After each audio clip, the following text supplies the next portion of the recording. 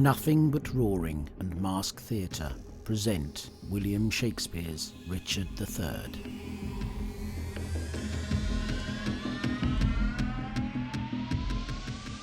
Long live the King! Long live the King! Stand all apart. Cousin of Buckingham. My gracious sovereign. Thus high, by thy advice, in thy assistance is King Richard seated. But shall we wear these honours for a day, or shall they last, and we rejoice in them? Still live they, and forever may they last. Am I king? 'Tis so. But Edward lives. True, noble prince. Cousin, thou wert not wont to be so dull. Shall I be plain? I wish the bastard's dead, and I would have it suddenly performed. Your grace may do your pleasure. Tut, tut! Thou art all ice. Thy kindness freezeth. Say, have I thy consent that they shall die? Give me some little breath, some pause, dear lord, before I positively speak in this. High-reaching Buckingham grows circumspect. Catesby, call Tyrrel hither. The deep-revolving, witty Buckingham no more shall be the neighbour to my counsels. How now, Lord Stanley, what's the news? The Marquess Dorset, as I hear, is fled to Richmond in the parts where he abides. Come hither, Catesby. Rumour it abroad that Anne, my wife, is grievous sick and like to die. I will take order for her keeping close. About it! For it stands me much upon to stop all hopes whose growth may damage me. I must be married to my brother's daughter, or else my kingdom stands on brittle glass. Murder her brothers and then marry her. Uncertain way of gain. But I am in so far in blood that sin will pluck on sin. Tear-falling pity dwells not in this eye. Is thy name Tyrrel? James Tyrrel, and your most obedient subject. Art thou indeed? Prove me, my gracious sovereign. Darest thou resolve to kill a friend of mine? I had rather kill two enemies. Why, there thou hast it. Two deep enemies. Foes to my rest and my sweet sleep's disturbers are they that I would have thee deal upon. Tyrrel, I mean those bastards in the tower. Let me have open means to come to them, and soon I'll rid you from the fear of them. Thou singest sweet music. Hark, come hither, Tyrrel. Go, by this token. Rise, and lend thine ear. Say it is done, and I will love thee, and prefer thee too. I will dispatch it straight. My lord, I have considered in my mind the late request that you did sound me in. Well, let that rest. Dorset is fled to Richmond. I hear the news, my lord. Stanley, he is your wife's son. Well, look unto it. My lord, I claim the gift, my due by promise, for which your honour and your faith is pawned, the earldom of Hereford, and the movables the which you promised I should possess. Stanley, look to your wife. If she convey letters to Richmond, you shall answer it. What says your highness to my just demand? I do remember me. Henry VI did prophesy that Richmond should be king. When Richmond was a little peevish boy, a king, perhaps. My lord, your promise for the earldom. Richmond! When last I was at Exeter, the mayor in courtesy showed me the castle and called it Rougemont. At which name I started, because a bard of Ireland told me once I should not live long after I saw Richmond. I am thus bold to put your grace in mind of what you promised me. I am not in the giving vein today! Why? Then resolve me whether you will or no. Thou troublest me. I am not rat in the vein.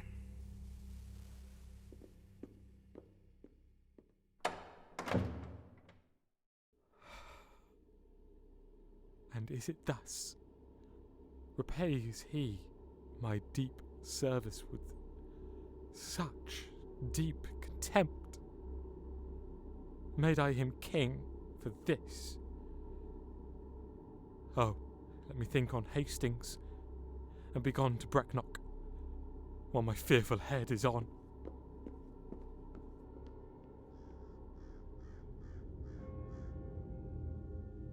The tyrannous and bloody act is done.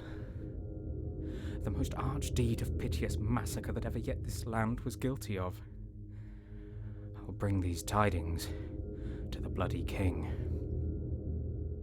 All hail, my sovereign liege. Kind Tyrrel, am I happy in thy news? If to have done the thing you gave in charge beget your happiness, be happy then, for it is done. But didst thou see them dead? I did, my lord. And buried, gentle Tyrrel? The chaplain of the tower hath buried them, but where, to say the truth, I do not know. Come to me, Tyrrel, soon at after supper, when thou shalt tell the process of their death. Meantime, but think how I may do thee good, and be inheritor of thy desire. The sons of Edward sleep in Abraham's bosom, and Anne, my wife, hath bid the world good night. Now, for I know the Breton Richmond aims at young Elizabeth, my brother's daughter, and by that knot looks proudly o'er the crown. To her I go, a jolly, thriving wooer! My lord? Ratcliffe, good news or bad that thou comest in so bluntly? Bad news, my lord. Ely is fled to Richmond, and Buckingham, backed with the hardy Welshmen, is in the field, and still his power increaseth. Ely with Richmond troubles me more near than Buckingham and his rash-levied strength. Come, muster men, my counsel is my shield. We must be brief when traitors brave the field. Here in these confines slyly have I lurked, to watch the waning of mine enemies. A dire induction am I witness to, and will to France, hoping the consequence will prove as bitter, black, and tragical. Withdraw thee, wretched Margaret, who comes here. My poor princes, my tender babes. If yet your gentle souls fly in the air, hover about me with your airy wings, and hear your mother's lamentation. Hover about her. Say that right for right hath dimmed your infant morn to aged night. So many miseries have crazed my voice, that my woe-wearied tongue is still and mute. Edward Plantagenet, why art thou dead? Plantagenet doth quit Plantagenet. Edward for Edward pays a dying debt. Wilt thou, O God, fly from such gentle lambs, and throw them in the entrails of the wolf? When didst thou sleep when such a deed was done? When holy Harry died, and my sweet son. Rest thy unrest on England's lawful earth, unlawfully made drunk with innocent blood. Oh, that thou wouldst as soon afford a grave, then would I hide my bones, not rest them here. Oh, who hath any cause to mourn but I? If ancient sorrow be most reverend, give mine the benefit of seniority. I had an Edward, till a Richard killed him. I had a husband, till a Richard killed him. Thou hadst an Edward, till a Richard killed him. Thou hadst a Richard, till a Richard killed him. I had a Richard too, and thou didst kill him. I had a Rutland too. Thou hopest to kill him. Thou hadst a Clarence too, and Richard killed him. From forth the kennel of thy womb hath crept a hellhound that doth hunt us all to death. O upright, just, and true disposing God, how do I thank thee that this carnal cur preys on the issue of his mother's body and makes her pew-fellow with others' moan? O Harry's wife, triumph not in my woes. God witness with me, I have wept for thine. Thy Edward, he is dead that killed my Edward. Thy other Edward dead to quit my Edward. Thy Clarence, he is dead that stabbed my Edward. And the beholders of this frantic play, the adulterate Hastings, Rivers, Grey, untimely smothered in their dusky graves.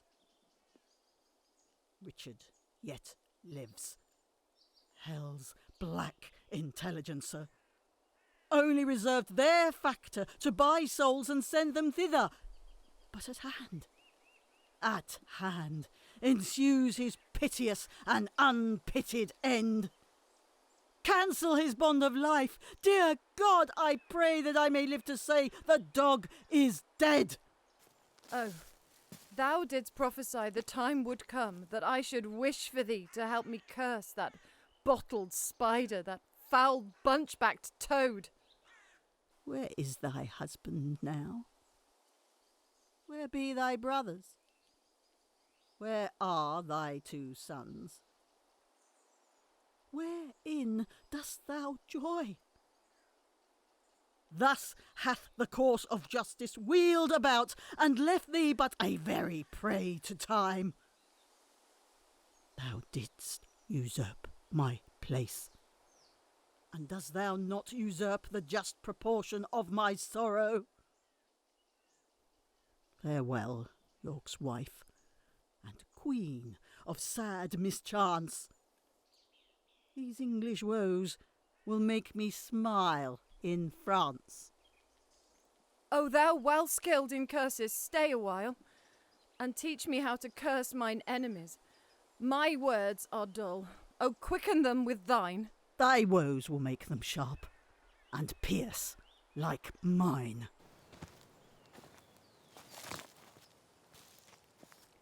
If so, then be not tongue-tied, but go with me, and in the breath of bitter words let's smother my damned son, that thy 2 sweet sons smothered. The drum sounds. Be copious in exclaims. Who intercepts my expedition? Oh, she that might have intercepted thee by strangling thee in her accursed womb from all the slaughters, wretch, that thou hast done. Hides thou that forehead with a golden crown, where should be branded if that right were right. Tell me, thou villain slave, where are my children? Thou toad, where is thy brother Clarence, and little Ned Plantagenet his son? Where is the gentle Rivers, Grey? Where is kind Hastings? A flourish, trumpets!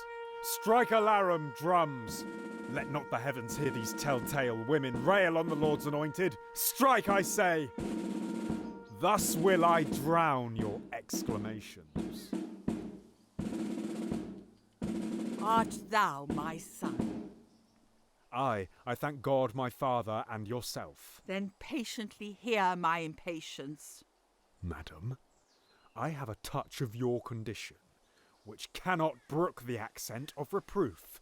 I will be mild and gentle in my speech. And brief, good mother, for I am in haste. Art thou so hasty? I have stayed for thee, God knows, in torment and in agony. And came I not at last to comfort you? No, by the holy rood. Thou knowest it well. Thou camest on earth to make the earth my hell. What comfortable hour canst thou name that ever graced me in thy company? If I be so disgracious in your eye, let me march on and not offend you, madam. Hear me a word, for I shall never speak to thee again. So, Either thou wilt die by God's just ordinance, ere from this war thou turn a conqueror, or I with grief and extreme age shall perish, and never more behold thy face again. Therefore, take with thee my most grievous curse, which in the day of battle tire thee more than all the complete armour thou wearest. My prayers on the adverse party fight, and there the little souls of Edward's children whisper the spirits of thine enemies, and promise them success and victory. Bloody thou art, bloody will be thy end. Shame serves thy life, and doth thy death attend. Though far more cause, yet much less spirit to curse abides in me, I say amen to her. Stay, madam. I must talk a word with you. I have no more sons of the royal blood for thee to slaughter. For my daughters, Richard, they shall be praying nuns, not weeping queens. You have a daughter called Elizabeth, virtuous and fair, royal and gracious. And must she die for this? Oh, let her live, and I'll corrupt her manners, stain her beauty, slander myself as false to Edward's bed. So she may live unscarred of bleeding slaughter, I will confess she was not Edward's daughter. Wrong not her birth. She is a royal princess. To save her life, I'll say she is not so. Her life is safest only in her birth. And only in that safety died her brothers. My babes were destined to a fairer death, if grace had blessed thee with a fairer life. You speak as if that I had slain my cousins. Whose hands soe'er lanced their tender hearts, thy head all indirectly gave direction. My tongue should to thy ears not name my boys, till that my nails were angered in thine eyes. Ah! Madam, so thrive I in my enterprise and dangerous success of bloody wars, as I intend more good to you and yours than ever you or yours were by me wronged. Tell me, what state, what dignity, what honour canst thou demise to any child of mine? Then know that from my soul I love thy daughter and mean to make her Queen of England. How canst thou woo her? That would I learn of you, as one being best acquainted with her humour. Send to her, by the man that slew her brothers, a pair of bleeding hearts. Thereon engrave Edward and York. Then, haply, she will weep. Tell her thou madest away her uncle Clarence, her uncle Rivers, I, and for her sake, madest quick conveyance with her good Aunt Anne. Come, come, you mock me.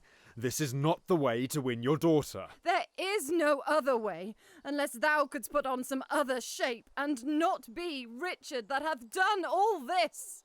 Say that I did all this for love of her. Nay, then indeed she cannot choose but hate thee, having bought love with such a bloody spoil. If I did take the kingdom from your sons, to make amends, I'll give it to your daughter. The loss you have is but a son being king, and by that loss your daughter is made queen. Dorset, your son, that with a fearful soul, leads discontented steps in foreign soil. This fair alliance quickly shall call home to high promotions and great dignity, and all the ruins of distressful times repaired with double riches of content. Go, then, my mother, to thy daughter go. Make bold her bashful years with your experience. Prepare her ears to hear a wooer's tale. And when this arm of mine hath chastised the petty rebel dull-brained Buckingham, bound with triumphant garlands will I come, and lead thy daughter to a conqueror's bed. What were I best to say? Her father's brother would be her lord, or shall I say her uncle, or he that slew her brothers and her uncles? Under what title shall I woo for thee, that God, the law, my honour, and her love can make seem pleasing to her tender years? Infer fair England's peace by this alliance. Which she shall purchase with still lasting war. Say that the king, which may command, entreats. That at her hands which the king's king forbids. Say I will love her everlastingly. But how long shall that title ever last? Sweetly enforce unto her fair life's end. But how long fairly shall her sweet life last? As long as heaven and nature lengthens it. As long as hell and Richard likes of it. By my George, my garter, and my crown. Profaned, dishonoured, and the third usurped. I swear. By nothing. For this is no oath. Thy George, profaned, hath lost his holy honour. Thy garter, blemished, pawned his knightly virtue. Thy crown, usurped, disgraced his kingly glory.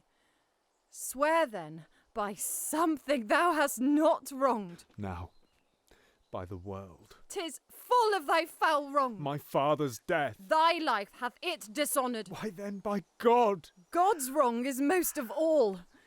If thou didst fear to break an oath by him, the unity the king my husband made thou hadst not broken, nor my brothers died. The imperial metal circling now thy head had graced the tender temples of my child, and both the princes had been breathing here. Heaven and fortune bar me happy hours. Day, yield me not thy light, nor night thy rest. Be opposite all planets of good luck to my proceedings, if with pure heart's love I tender not thy beauteous princely daughter. In her consists my happiness and thine. Without her follows to this land and me, to thee, herself, and many a Christian soul, death, desolation, ruin, and decay.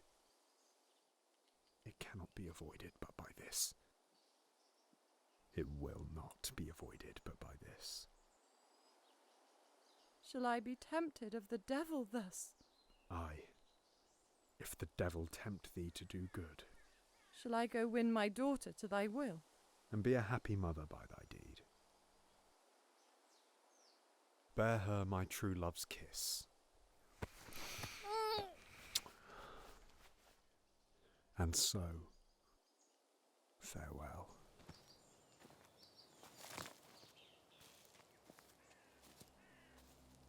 Relenting fool, and shallow, changing woman.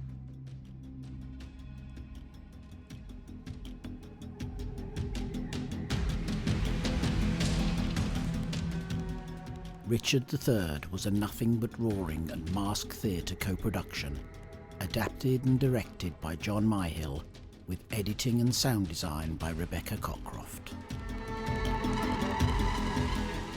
Richard was Isaac Griggs, Buckingham was James Lickman, Queen Elizabeth was Nicola Osborne, and Margaret was Sue Whyte.